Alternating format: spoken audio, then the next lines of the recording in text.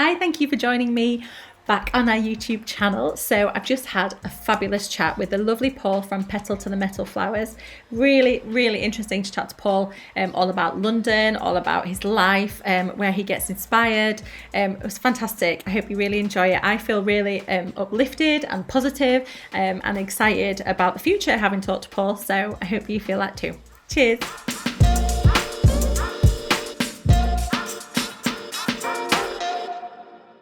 So, hello, welcome to Leafy Couture YouTube channel. So, I have Paul with me today from Petal to the Metal Flowers. Thank you so much for joining me. Hello, thank you. Thank you for asking me to join you. Yay! So, we've never met, which is exciting until now, until this moment. Fine day. Yeah. But I have heard quite a lot about you from our lovely mutual friend Dan. Yeah, Flower Man Dan. Oh man, Dan, and I get to see all of the beautiful work that you do through him. Oh, he's always messaging me, you know, when you're on site and setting up, like, look what we're doing today. It says. So, tell me where you're based then, and how you started. So, so based out of a studio in Seven Sisters, which is in North London. And it's a bit of a London dump, really, that has been sort of populated by creatives that can't afford Hackney anymore. And so, as with everywhere, they kind of moved out. And I've been there for about 3 years. And, I'm surrounded by, fashion designers, carpenters, artists, ceramicists. Amazing. And, my neighbour is a car auto body parts, fixes cars. So really mad mix of people. So we operate from there.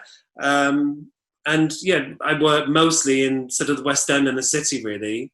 But the business, sorry, how did I start? Yeah. I started the business 5 years ago. We're in our 6th year. But I started in flowers in 2002. I was 31, I think. And I'd had a bit of a midlife crisis, and I'd gone traveling, and I was selling advertising space on magazines. Yeah. And I was really bad, and I'd really messed up on an account, and I think I was about to get fired. And I wanted to get in there first, so I resigned. And my boss was like, well, what are you going to do? I said, well, I'm going to be a florist. And prior to that, I've been doing a NVQ course on sort of, what is it, NVQ level 1 or something. So I've been doing that. And I don't know why I was doing it. I didn't have any particular inclination or passion for flowers before that point, but I just needed something other than what I was doing. And so just by default, because it was the first thing that came into my head in this meeting when I was resigning, that's great. That's what I was going to do. What did you do, like, school-wise? Did you leave school, and then did you have what happened in between time? Was it like, do you have a creative job or different what kind of thing? You would go back. Oh yeah. Oh no, where you've come from? I come from Fleetwood, which is just north of Blackpool. So I grew up by the sea, and it's a big sort of tourist town. So I was there till I was 20, and then I moved to London in '93 to study, it was an HND, a have no degree course in business studies. Right. And it was just an escape, just to get out of my, little northern town and come to the big smoke. Big city. My next door neighbour, she's a beautiful artist. She does incredible seascapes, and she's from Blackpool. We're in Yorkshire, and it's funny, isn't it, where these places take you? Yeah, for sure. And I mean, Blackpool's an amazing town. I mean, it's struggling now, but but yeah, and so I think I meet people in London and in the industry from my hometown or from that area, and there's always a kind of an affinity or a connection that you have. Um, but I think when I came to London, then everything just kind of exploded, really. You know, in '93, it's studying, partying, you know, generally having a great time. Yeah. But floristry was just not was nowhere near me. You know, it was just not a. I wasn't even. It wasn't even the germ of an idea That's at great. that time. So did you think, where did you think like your, when you're at work, where does your inspiration come from then? Like when I grew up, my parents were art teachers, so I was always surrounded by like colour and texture, like it was literally in my face all the time. So where do you like get think your inspiration comes from now, and your style? How would you define it?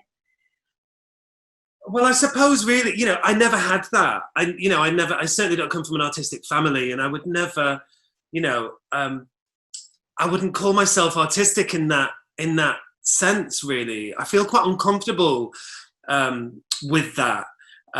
Maybe that's an insecurity. You know, I don't know. Insanely beautiful.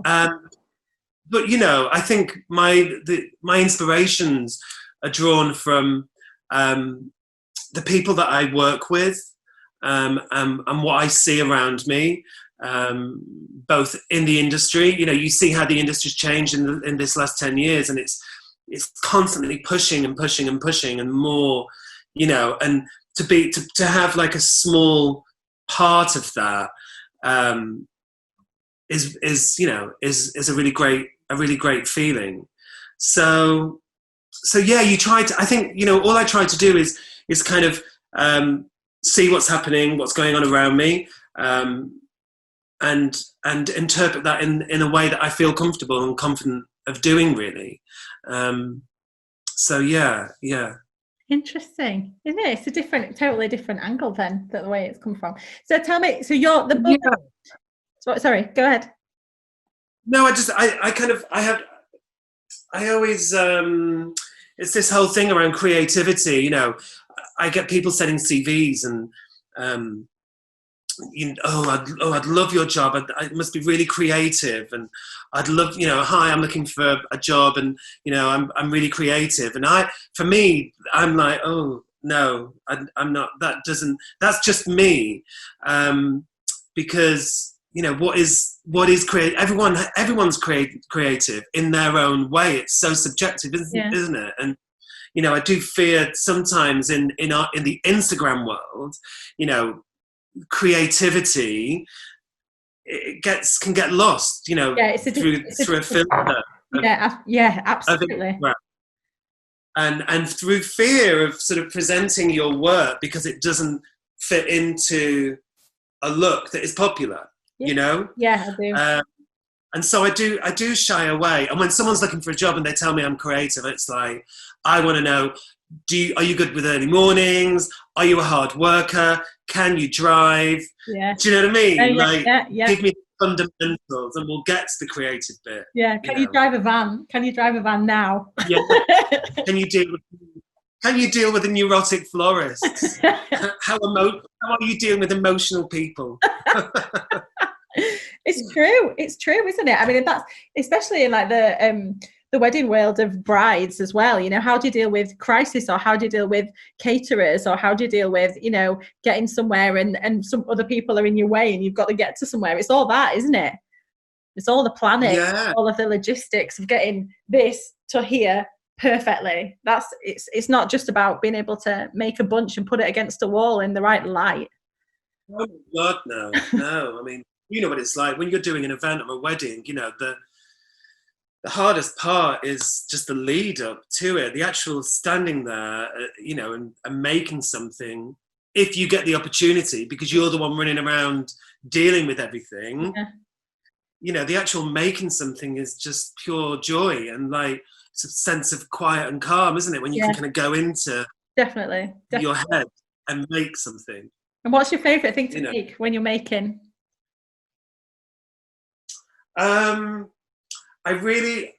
It's one thing people always, when I first started and I was doing my MVQ, it was learning how to make a hand tie. That's the thing, isn't it?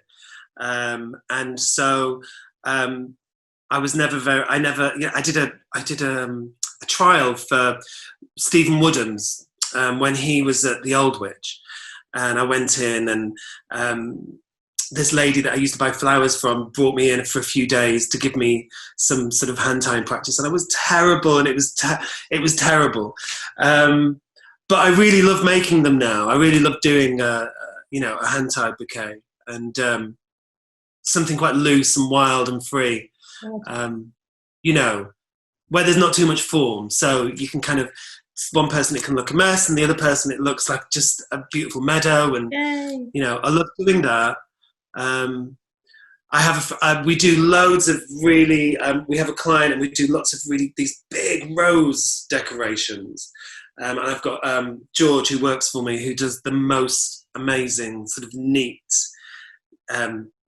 sort of flower domes. Right. So I kind of watch her in awe and try and practice. But That's important. you can't do everything, can you? No. You can't do every single thing in your business, and it's about drawing on other people's skills and people that you work with and that you respect and that you value their input and their creativity, and they loan that to you as a part of your business. And I'm thankful for people like Dan and my friend George and Chris and these people that I work with, in the industry, at large. I think you do. Incredible. Definitely, yeah. And you never stop. That's what I get. Like in this job, you never stop learning. Like there's so many different ways to do one thing, isn't there? And not there isn't one right way to do anything.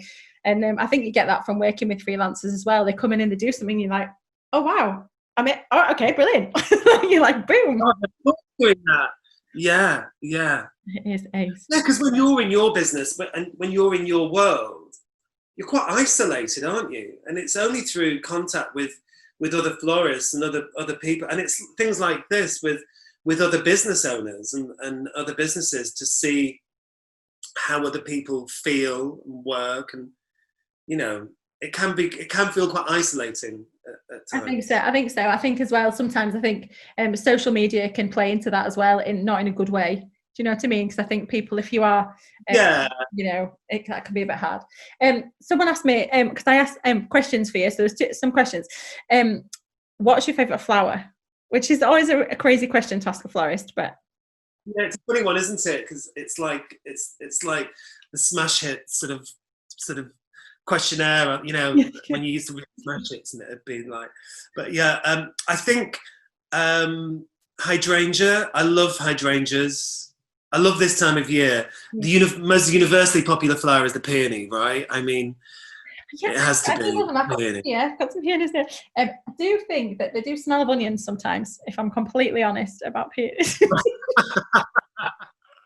I like it, but yeah, I've always said hydrangeas, just all the different colours, and then also how they change through the season. Yeah. Like the pink, and it goes into that beautiful kind of with the sort of mushroomy sort of tones and the green sort of bits. Oh bloody hell, my sister! Go away. What do you have flowers in the house? Have you got any flowers in the house today? Do you ever bring them home? I haven't got a thing. I haven't got a thing. No, and I've been buying. I've bought some really lovely vases over the years as treats for myself, and they're just sitting on my. I'm just looking now. My mantelpiece empty. Shocking. So yeah, embarrassingly so. It's good. I've got a bouquet that I made the other day that was for Pride celebration, so I made a rainbow one. Oh, nice. They're just going. I just want to pull them apart. I quite like doing flat lays with flowers for like mindfulness for me. At home. Oh, nice. Anyone else just to play? Yes. But yeah, I'm teaching a bit of colour theory as well, so I think it's always good to have try different things, isn't it? Yeah, I'm doing Thursday because of lockdown and everything's just stopped. I started working again a few weeks ago, but just a few contracts, and I was saying to a friend, I really need to do flowers, just something. And so she was like, go and buy some flowers and just go and... Yes. Because I've just got out of my head, really. So I'm going to market on Thursday because all the English stuff comes in on Thursday. Yeah. So I'm going to go and buy some flowers. I won't get loads, and just go to my studio and have a bit of a play. And Just bring get them lost in it for home. a Bring few them hours. home. Yeah, no, and bring them home. Absolutely. Yeah, absolutely. Yeah, I think it's. Um, So you mainly do contracts then? Is that your? yeah, it's funny how it evolved. Really, I didn't. I set out to do everything, and naturally, contracts when you're starting. I started the business. Um, I was 43 when I started. I didn't have any savings. I've been working for another florist for 10 years. And so, and I started there as his PA, not as a florist. So I was always a frustrated florist, aspiring florist. And over my 10 years, learn and did more. So when I started, sorry, I've gone blank. What was the question again? I went random. Do you mainly do contract? Yeah, that was it. Thank you. So when I started with no money, and I did it on a credit card. I had a Tesco 0% interest credit card. I bought my van. I did a website, and somebody offered me a contract, and then they offered me another one, and that's so. So it was kind of an immediate income, although it was a tiny income. And so I kind of, I just naturally sort of pursued that route. And yeah, so it's kind of, I would say that my business is sort of 75% contracts. So offices, restaurants, a sort of a small hotel, members club, private clients, sort of homes. Fabulous. So that's probably about 75% of the business, and I love it. I love that side of it. And it's funny how you gravitate to certain areas, and it's not because I've excluded consciously. It just happened like that. Yeah, it just evolved. And that's fine. I've started to do more events again, and I really enjoy that. Weddings, I do very few weddings. I don't know why that is.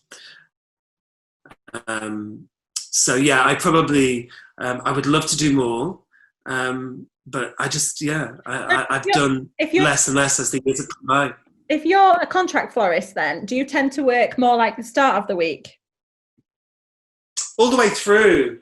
I wouldn't call myself a contract florist. Okay. I hate that term. Sorry. But why do you hate that term? Why do you hate that term?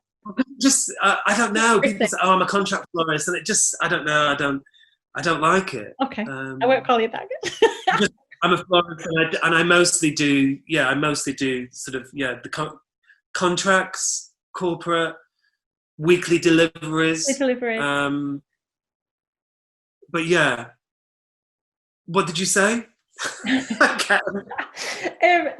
So I guess if I was doing like more like contracty house flowers here, it would probably be towards the start of the week, whereas weddings tend to be obviously the end of the week. So is that how your like typical week kind of works, or how does it? Well, oh, hang on a minute. The signal's just playing up.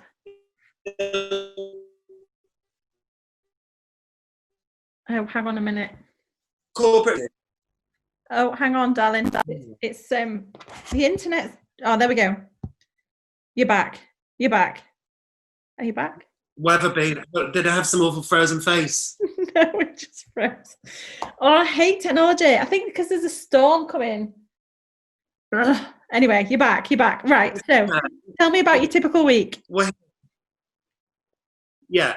Monday's super early, midnight. Get to market, collect all your flowers. Hopefully everything's come in. If it hasn't come in, run around like crazy, picking up something new. And then off we go on our round. It's a really intense day on Monday. It's exhausting. And it kind of sets the tone for the week. Because, when you finish at midday, 1 o'clock on a Monday afternoon, you've done a 12-hour shift. that getting up at midnight on a Sunday, Monday. So after I've decided when things return, I want to do that less. Because I'm exhausted. Tuesday, I'm knackered. Yeah. And then, so Wednesday we do a members club, a hotel. Thursday we do a big chain of restaurants. And then Friday we're kind of just tidying up and finishing, really. So, and then, in the busy periods, on a basic week, it's just Mondays, Wednesdays, Thursdays, a bit of Friday. But right now, it'd be every day, you'd be running around. It is a mad job, isn't it? I mean, if you said this to like normal people, it is a mad job, isn't it, really? Ridiculous. It's interesting going back after 3 months of lockdown to the flower market. Everyone looks so well. Yeah. People have lost weight. They've got a nice tan. They've done something different. I mean, I've dyed my hair. I'm having a midlife crisis. Some Blade Runner situation. But, people have slept 8-9 hours. They've had a normal life. And it's been really, it's been amazing. It's been a really great reset. And I think there's things that I've learned that I want to take into, post-COVID life, really. I think food is a big one for me, because normally in the workshop, it's like, I'll graze all day on absolute crap. And then lunchtime will be just a sandwich I'll throw down. Or it might happen at 3 o'clock as I do the school run. And then whereas now we're sitting down, we're eating, we're making every day 3 meals. I really want to try and change that for sure. Yeah. It's hard. I mean, you say that now, and then when you've got 2 weddings on a weekend, or it's really, really tough, that balance. I think you just have to accept that there's going to be periods in your summer, in your year, when your work-life balance is really wrong. It's just, if we can get a balance that works. That's what I feel really strong, and I think our industry's been devastated by, COVID, and, wedding florists and event florists in particular, are just, sitting around waiting for this to restart. And then the knock-on effect of that is all these amazing, talented freelancers. It's not just the businesses, it's the people that support the businesses and the business employees. There's this community and economy. And so it's really hard. We have, we have to do as much as we can for one another, really, to absolutely keep it all. It's the growers as well, isn't it? And the wholesalers, and it's everybody. It just affects absolutely everybody. I think, I'm slightly concerned that if we do, we're going to go into some sort of recession, or, people are going to lose jobs, then flowers tend to be the first thing to go. And a lot of my friends who are florists have been selling bunches. And if people aren't buying those bunches, it is worrying. But I think people will always want flowers for celebrations forever. Yeah, I have no fear in it returning. It will return, and it will return strong, without question. It's just a matter of survival. I've from the beginning, I've just put your head down, do as much as you can do, and just survive until the time comes when things restart. And there's bubbles of that happening now, but it will be slow. And so we just have to support one another and support your local growers. And in London, it's the New Covent Garden Flower Market and those guys there, and the freelancers who work for me, and so it's that, really, just trying to keep that oiled. Yeah, definitely. So what else was I going to ask you? So tell me about how you would approach getting new contracts and things. Somebody messaged, she was like, oh, he's lucky to have so many contracts. Can you tell me how you would go about getting contracts, or what you feel about contracts, even though we're not calling them contracts? So when I first, I'm so sorry. Get comfy. I'm so comfortable on the sofa here. So when I first started, I would go around town, and if I saw a place that I liked, I'd drop in a card, If I was doing bouquets, I did on a couple of occasions. Delivered a wedding, some bridal flowers, to a hotel in London called the Zeta Hotel, and I delivered the flowers, and they were really complimentary. And I just said, oh, if you're ever sort of reviewing your florist here, I'd really love to, present myself. 2 days later, I got an email. We're actually reviewing the florist at the minute, and we're quite far down the line. But if you'd like to do a proposal, so anyway, cut a long story short, I got the gig, and I started doing the flowers for them, and it's a client that I still have, and a relationship that I really value, and so it's always kind of just being aware, sort of keeping your eyes peeled, and taking opportunities where you can. There's a real thing, I suppose, around if there's flowers in there already, then there's a florist who's already in there. And at the beginning, I suppose I was a bit more ruthless, honestly speaking, and I would put my name forward anywhere. Yeah. I'm much more selective now. I'm much more careful. Because I have a lot of florist friends, and we're all fighting to survive and build our businesses. So I have a rule: if it's a friend, I don't go anywhere near it. If it's somebody that I know and I have a relationship with, I don't go anywhere near it. And these, I've had occasions where it's happened. If I feel like the flowers are terrible and they're not, whoever's doing it isn't doing a good job, and then I will present myself and say, here's my card, and I think everybody has to take responsibility. If you have a contract and you're doing a really dreadful job and it's not up to standard, then I'm sorry, step it up, really. Yeah. So someone's probably going to be emailing me now. I'm going to get called out, but it's on it, I don't know. I think you've got to be honest. I don't hold my tongue when it comes to flowers. You've got to be. Yeah. I don't think. Yeah. So, what are your future plans then? You're thinking you're gonna just maybe not do so many midnight starts, which is totally crazy. When Dan tells me like I'm up at midnight. I want to during lockdown I've been really productive in that I've done a redesign, and so in the next few weeks when the website's finished, I'll be able to launch all of that. So the business is in its 6th year.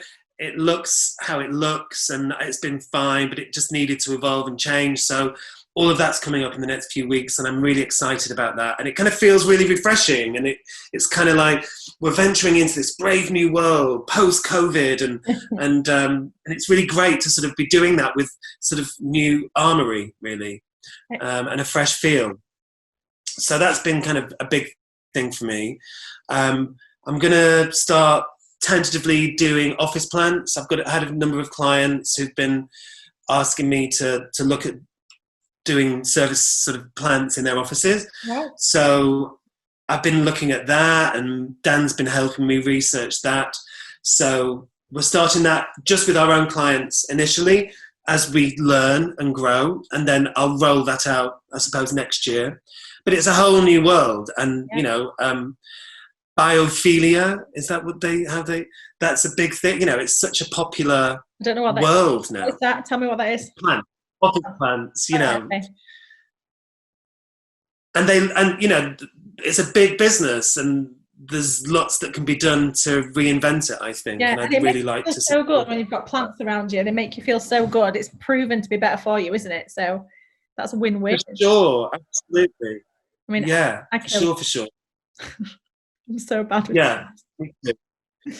We all have our moments. But yeah, and then I just want to. I want to be in my business more, and not run by my business as much. So have other people not do it for me, but step back a bit so I can speak to my clients, and I can not be grumpy on the phone on a Tuesday when they call me about something, or I can respond much more quickly and to an inquiry, and So I want to do that, but that's more costly. So it's kind of balancing it out, and I'll make less profit, I suppose. So I just have to make it's a fine balance, isn't it? Yeah, or you just have to charge more. Yeah, I mean, it's a bit of both, isn't it? Really, It is. You push it as far as you can push it. You do. It's gorgeous though. It's worth paying. It works amazing. Dan was showing me as well that you've done installations, restaurant installations and things. I mean, I think that. Oh, we did Sorry, go ahead. No, we did one last week for there's a restaurant, we do this change of restaurants. They have a rooftop restaurant in Selfridges. So we did that last week. So it was a real shock to the system. We did that every day last week, and having not worked for 3 months, I was knackered. Like when you're lifting your arms up to install something, your arms are just when you're not used to doing it for ages. Yeah, up and down ladders, and just covered in mess, and it's ridiculous, isn't it? Yeah, it is. But I think that's also an interesting kind of way that I think that this industry's moved. Is like 5 years ago, I would not have touched a silk flower. No way. Like I wouldn't have touched sprayed dyed flowers now, and I've got a room full of them, and they're flying out. So I think you've got to like evolve and change it. And I think businesses especially want installations, and brides and everybody want the big wow, don't they? So I think that's another way we can use our skills. Yeah, absolutely. And I think there's certain people who've come through over the years. There's some florists that I think, oh yeah, when they started doing that, I noticed more. So who am I thinking of now? Like, the girls, Worm, London. I mean, they came from nowhere and they weren't formally trained, and it was just so refreshing because they didn't have these conformities and these rules that we'd learned working for another florist. They just did their own thing, and you turned around 2 years later and loads of people were doing that. Yeah. So I love that. I love how the evolution of the industry and how we do things has evolved. It's really it's inspiring. It constantly pushes. Definitely. I think sometimes it can feel quite overwhelming as well though, can't it? Like there's just endless possibilities, and I think with flowers as well, there's like endless combinations. So sometimes it can feel a little bit like, whoa, do you know what I mean? Yeah, I think you have to just stay. I had some really great advice that I didn't pay attention to initially. I went for an interview years ago and became friendly with Kelly Ellis, who founded McQueen's. And we were talking in this I think it was an interview, and I was talking about what Wild at Heart were doing, or all these different people. And she was just like, I don't pay attention. I don't know. I just stay in my lane. I just do what I do. And I was just like, really? And then years later, when I just started the business, I went through, because of things like Instagram, you get so distracted by what other people are doing. You look on your grid, and my neighbor was a girl called Ruth Davis, who has a business called All for Love. Yeah. And she's amazing. And we started at a similar time, and she just went like that. And I was just do. And she just took off. And so I went through this awful kind of like, oh my God, I'm really bad, I'm really crap, and I should be doing this, and I should be doing real crisis of confidence. And I really had to pull myself back from Instagram and just have a word with myself, really. And just, just do what you do and admire and aspire, but don't say, look at those people and say, I should be doing that. Yeah. They're doing amazing stuff. You do what you do. And I think I tell myself that all the time, I think so, absolutely. I think sometimes as well, like I've had it in the past where you get a wedding inquiry and then you don't get that wedding, and then you see someone else because you're on Instagram does that wedding, and you're like, ugh. But then you think, actually, I didn't do that wedding on that day, and I had that day off, and I spent it with the family, or I went out and I got, had a great time, or I did that. And I think that was not mine. That was not meant to come for me. And I think when you first start out, and sometimes it can really feel like that, but totally agree with that you just stay in your lane. And was talking to Shane Connolly the other day, and he was saying about don't surround yourself and don't just follow loads of other florists, because if you do, and I think this is really important, because when people do start out, that's what they do, don't they? Do you know what I mean? They follow everybody who's a florist and take it all in. But he was like, you know, you should be following artists, and you should follow all these different people, and I think that's really important. You know, just very, very, yeah. I mean, you know, I try to limit the number of florists. So if you're a florist and you follow me and I don't follow you back, I'm not doing it. I have to limit what I see in my feed because it's overwhelming, you know.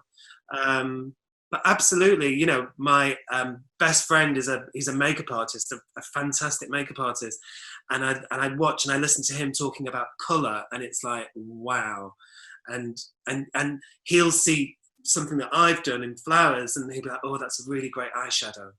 He interprets my flowers into makeup. Oh, that'd be a really great lip.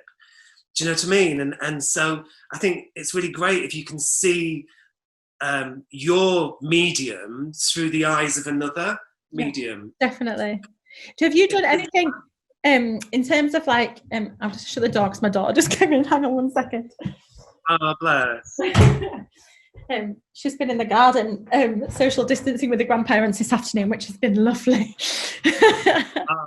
As in, they're occupied. Yeah, it's like she's not in the house. Amazing for a little bit. What was I going to say then?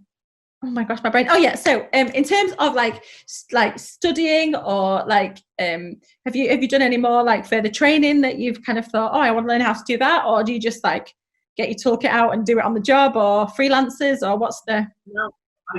No, I haven't, and I should, and I really should. There's there's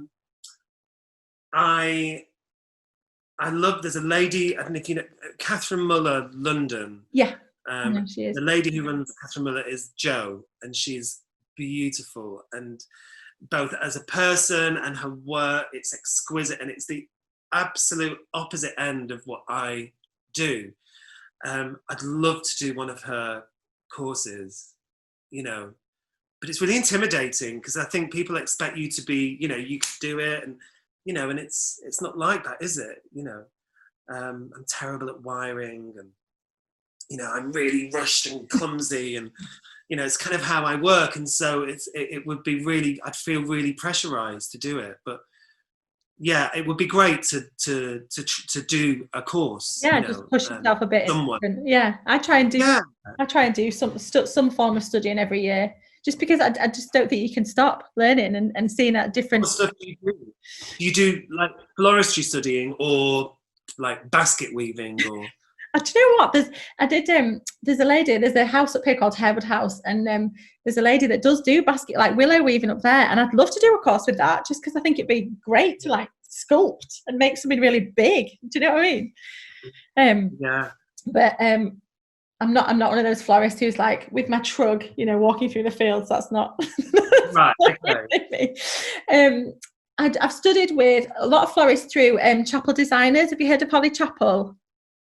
American designer. Yeah, so I've been to the States with her a couple of times, and I've studied with quite a few London florists that, you know, she's like Rebel and Robbie Honey and Bows and Arrows in the States. There's quite a few different what do you do when you say you study with them? Do you travel to them and you do like a day workshop? Yeah. Right. Well, when I went to the States, I went to Holly's got this thing called Flower Stock, so she's got a flower farm in Virginia, and then she invites loads of florists to come, and then, you know, different florists do demonstrations and whatever, and so you just go, and then there's like the campfire at night and food and wine, and yeah, it's great. Wow, sounds amazing. Yeah, absolutely. So I've done that a couple of times, and that was amazing. Just because people do things differently all the time, but I've got a friend who teaches watercolor. He's a textile designer. I've interviewed him as well, actually, just because I find him so inspiring, the way he puts colors together, and like he, you know, like you were saying, your friend who's a makeup artist, the way that they look. We all look in color and we all look in shapes, don't we? Together. So I'd like to do a bit more with him, but yeah, it's just endless. There's so many different things to do, isn't there?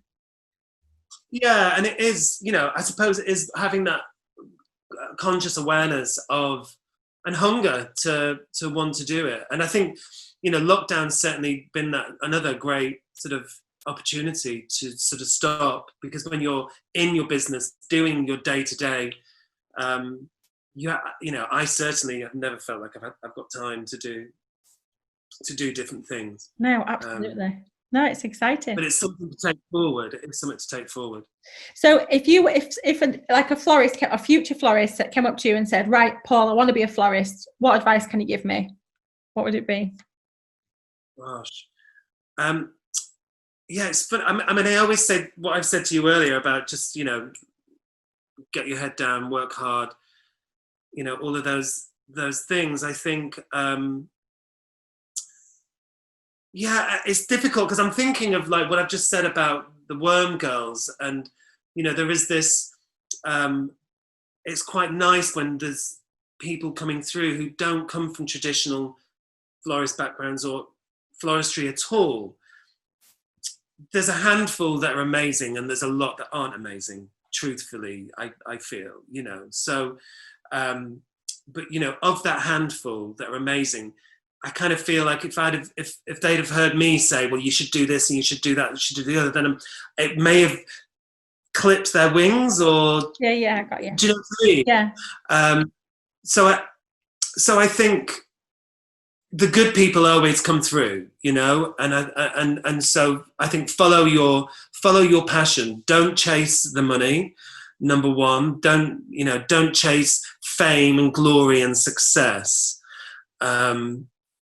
Pursue the passion of floristry in whatever form that is, be it weddings, or you want to be a contract florist and you want to do offices and restaurants, and pursue that. Find your style and your vibe, and just go out there and do it, and give good service, and listen to what people say, the feedback that you get. And evolve. Always be willing to evolve, really. So yeah. Yeah, that's good. That is lots of good advice. Yay! Okay. Okay. Can you tell me some of your favorite like highs or favorite lows that you've had? Not a favorite low, but you know what I mean, that you've learned from. Yeah. So I think you said like my proudest moment, I think, was when I got my van. And I had my sign writing put on my van, and it just, you know, I felt like even now, you know, it's visceral, you know, because it's that kind of it's real, it's happening. Yeah. You know, up until that point, it was just a white van, a secondhand Vauxhall Vivaro, and I loved it, and I used to rag it around town, and So yeah, that was a real moment. And so it's the small things really that stick with me as moments where I'm like, oh God, that was a turning point. Getting a small contract, doing a small wedding, and then moments like I did my first Chelsea in Bloom. I'd not done it before, and I think 3 years ago I did it for the first time for Sarah Chapman on Pavilion Road, and they'd won it before, and the girl who won it for them couldn't do it, and she recommended me, and that was amazing. And I was really intimidated because you're surrounded by all these other florists doing all these amazing things, and I just thought, oh my God, I'm really crap. And it was just brilliant. Everyone was really supportive and coming over and hugging, and that's great, well done. And the most amazing day, if you ever get the opportunity to participate. Oh, I got asked to do it last year, and I couldn't do it because I had 3 weddings that weekend. I was gutted. That week, sorry. Yeah. Like, there's no way. But yeah, I'd love to do it. Look. Yeah, it's great. It's just a really lovely day, really. So yeah, and then my low points. I mean, okay, so this is a low point that I've never really shared, and it's really not a proud moment, but actually it was a real learning moment. And I had an event with a really great party planner at a really great venue for a really great client, and I got it on the wrong day, and so they called me and said, "Hi, Paul, just wanting to," and I was like, "Oh, hi," and yeah, we were just just calling to check your arrival time. And I was like, oh, I'll probably get there for sort of 4:45, like 5:30, 5:45. And they were like, okay, well, that's now. And I was like, oh my God. Oh my God. and my heart, I think I dropped to the floor. Like, I said, on Thursday. And they were like, no, it's this evening. Can you imagine? And That's made me shiver. it was, Jeez. yeah. So, and it was all the flowers. It was a Tuesday. All the flowers were coming in on the Wednesday morning, and all the bowls that I was, because it was a long table, 55 different shaped bowls of all red flowers, red hydrangeas, red peonies, red roses, God. red sweet peas, all scattered, massive long table. And it was all, it was all coming in the next day. So there was nothing. I had nothing in the studio. So she was like, okay, well, I'm going to leave you with it. And have a think. She was really calm. Have a think about what you can do and come back to me. So I was like, okay.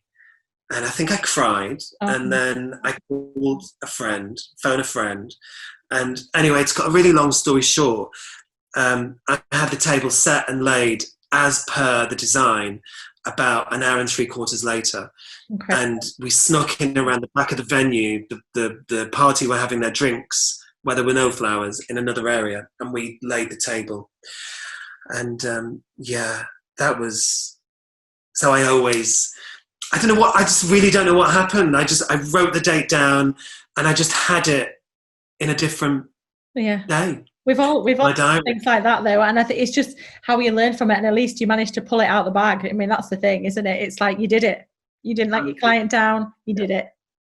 Unbelievable. Yeah. Shout out to the boys at Market and Rob Van Helden, who pulled it out of the bag for me, because I was hiring all my bowls from RVH, and he had a Dutchman coming at the time.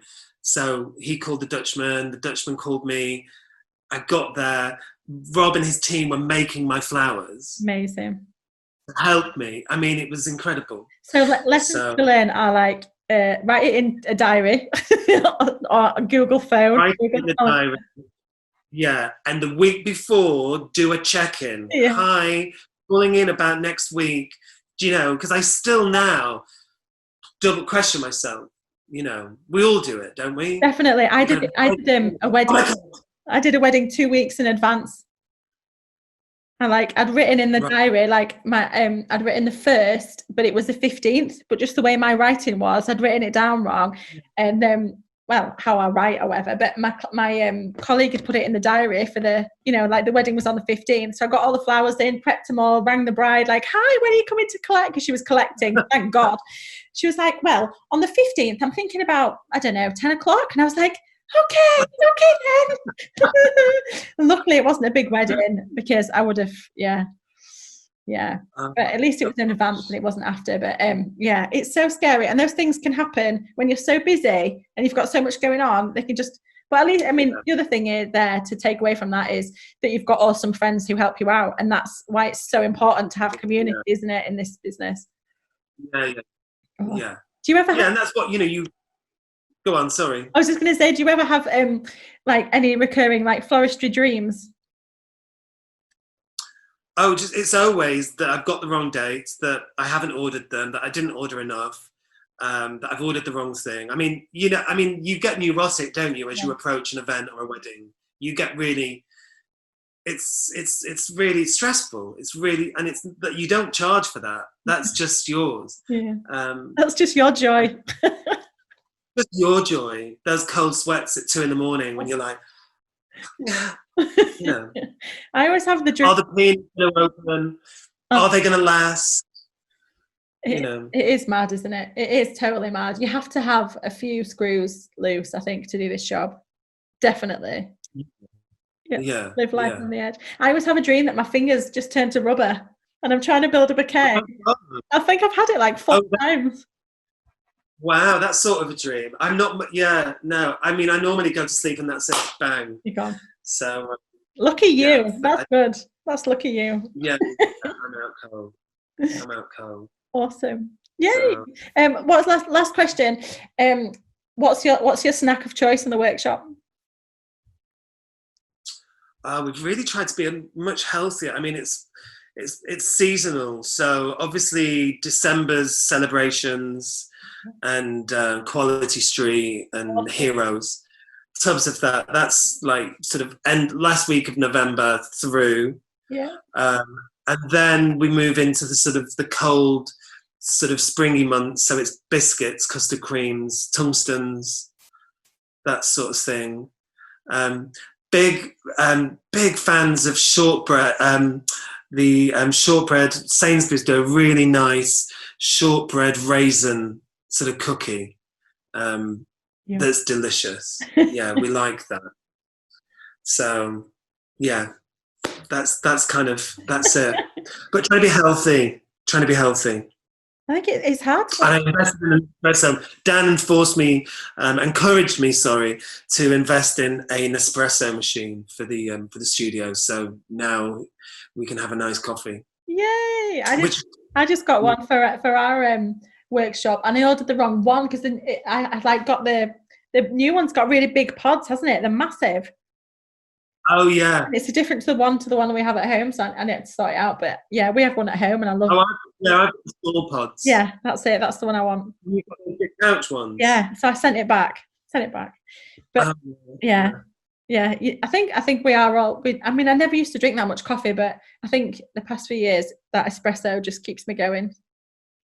Yeah, for sure. So are you doing many more of these? Have you got many more people? Yeah, I've got a few more people. Yeah. So it's is there anyone else like that you would recommend that you would like want to hit?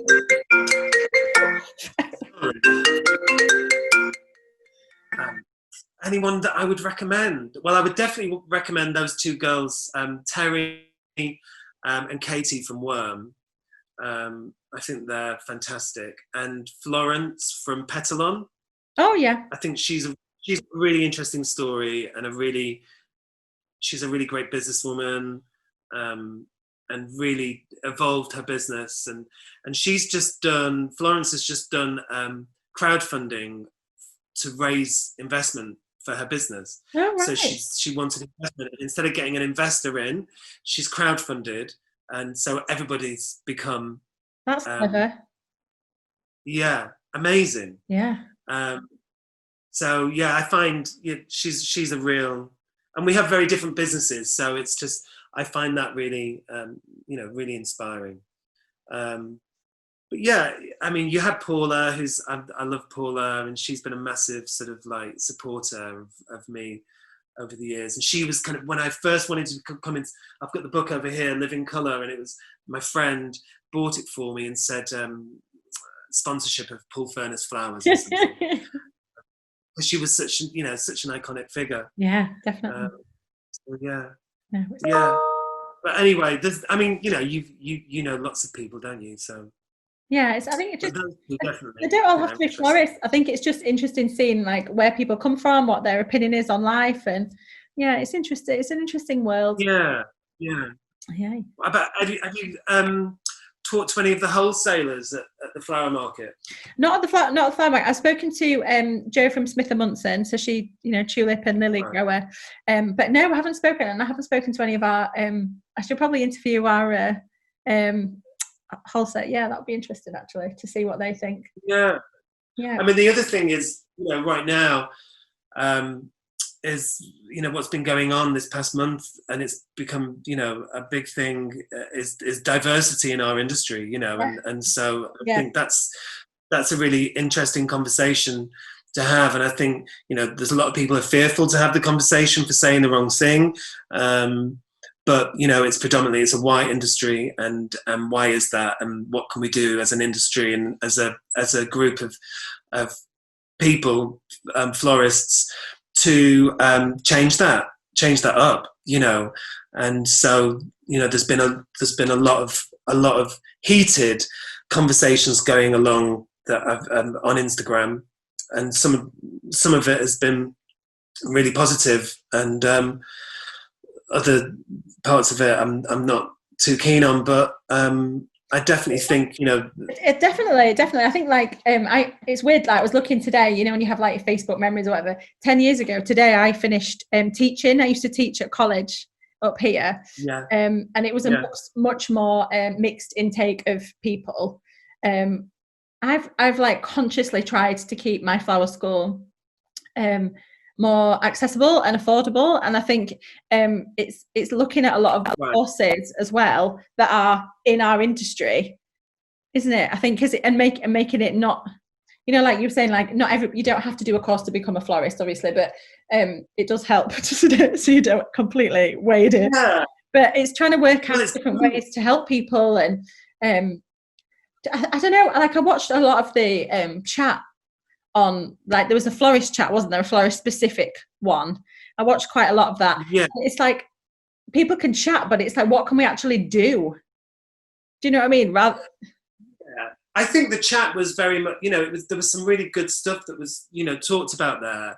And what I took from it, and it was stuff that I was thinking myself, and it's about outreach, and in our immediate environment. Mm-hmm. So for me, in Seven Sisters, and that sort of area, who can, schools and youth projects and things, these people, they don't know about floristry, they know, and the events industry at large. And so how can we reach them? And do we go into schools and do talks and workshops? Do we, how, it's that really, I think that's a great idea. It's a great idea. Because it's the only way that you can inspire one or two people to take a Saturday job in a florist, and the evolution. And who knows, in 10 years' time, when I go to the flower market and it's a much more racially diverse environment, then we've done our work. Yeah. Do you think you'll do it? Would you do that? I'd love to do. Listen. I've emailed a number of charities and kind of got nowhere. And then you get pulled into your business. And so, if there's anyone out there, yeah, I'd love to work with other florists, and do something. Yeah, and sort of showcase what we do as a career. Because there's scholarships, there's apprenticeships, there's all sorts that we can offer as an industry if we came together, to sort of introduce floristry. But as you say, it's very expensive in some of these flower schools, these big flower schools in London, so we have to do something for sure. I think that's a great idea. I think it's a great idea. Definitely, because also it takes away that thing of where people go, oh yeah, I'd love to be a florist, and like, did you train for it? Do you know, like people, it's an actual career, a bona fide career where you can actually make money as well. You can have job satisfaction and you can make money, and putting that in the beginning, like you say, schools and colleges, and I think that's a great idea. I do. Yeah, and also, like, you could mentoring people. There's the people with businesses like ours who are a bit stuck or a bit, don't know which way to go. Then, it's good to have these conversations, to help, to advise and share, information and knowledge and support to progress and move forward. It's not about stealing, they're going to steal from me. It's we can lift each other up, really. Yeah, definitely. There's enough. Definitely, I think there's enough work to go around for sure. But yeah, exciting. Yeah, absolutely. I was talking when I was against just one more thing. I was talking to my friend who's she's a client of mine, and she works in prisons and she teaches criminology. And what she was talking about, because she loves floristry and she's come to a lot of my courses, and we're talking about working in prisons and teaching floristry in prisons as well, because it is, you get so much joy from it, don't you? And being in that creative headspace. Yeah, I mean, it's therapy. It's therapy, right? Yeah, I just think there's like you say, there's so many different avenues that floristry can take you to, like inspiring future generations, to like making places beautiful, to helping people. There's like so many different avenues that this career can take you down, isn't there? Yeah, sure. And I think the thing is now, I didn't grow up in a sort of, I didn't grow up in an artistic family. I didn't grow up in a beautiful home with a gorgeous rambling garden. My mother was cutting flowers, and I didn't, I grew up in a terraced house in a small working class town in Fleetwood, and there's many kids who grow up in similar environments in tower blocks, and so nature is not a part of their world, really. They don't see it. How many amazing florists are there that don't even know that they're amazing? Do you know what I mean? It's kind of like, there's so much talent but people don't know they've got that talent. Yeah. And so it's that the more people you can reach, the more chance you have of finding new, incredible talent, really. This is exciting talk. This is exciting talk. And you know what you've done, because you've said these things out loud, like this is a plan. You realize that now. Yeah. Yeah. Well, I think it's true. It's true. I mean, my friend George, I've talked about stuff like this for years with her. She once tried to get me to link me up with a guy who worked with guys who are on remand or ex-prison, or I don't know, and involve them in floristry and teach them floristry. And nothing ever happened, or I didn't do anything. And it is that, you can have ideas, and until you start talking about them, they don't happen.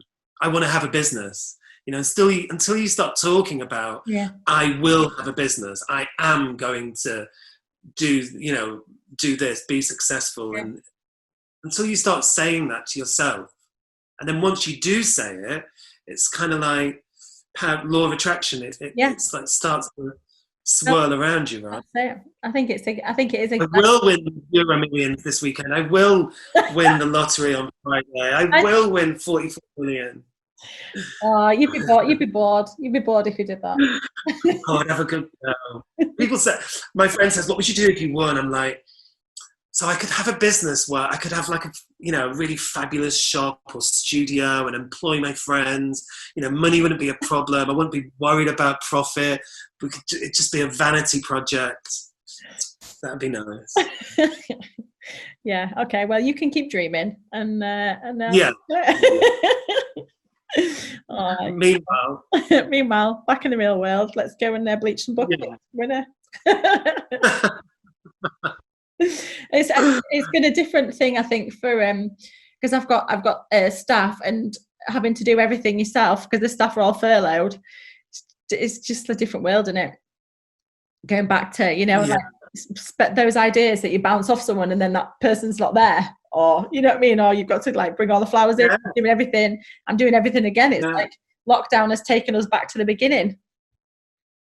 Yeah, exactly. Yeah, I said this because I've had a couple of clients, restart burping on YouTube. Where were the first time? And I am I'm kind of counting that in terms of monetary. What does that mean money-wise? Which sounds callous and hard, but when I first started the business, my revenue was £150 a week. That was my income, and it kind of grew and it grew and it grew, and I'm in that point again. They've come back. That's £60. That's come back. That's £100. Yeah. And I'm kind of adding up. So I kind of get a feel for where I'm at, and it feels like the beginning again. It's just me in the van going to market, getting a few bits and pieces, and going out and doing it.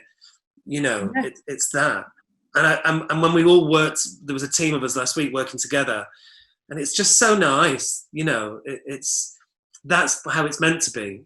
Because it's that dynamic and that contact that you crave, really, and that sparks an idea. Definitely. And a thought. Just like the one that we're going to go into schools and. Yes. Yeah. Yeah. Exactly. I think it is. It's a strange time, but I think we'll learn a lot from it. I think as well, and it'll be good. It's a force for change. As long as we all stay healthy, that's what we've got to do. Yeah, I think so. I think that's all you can do, really. You just have to stay positive and keep charging forward, really. That was always my mission when we went into lockdown. And that's why I did the rebrand. I took the opportunity because I would, it was perfect timing. It all sort of fitted. So, doing a plant offering, and just keeping the cogs turning, and keeping it upbeat. Brill. So, well, thank you so much for your time. Yeah, really lovely to chat to you. Yeah, you really too. nice.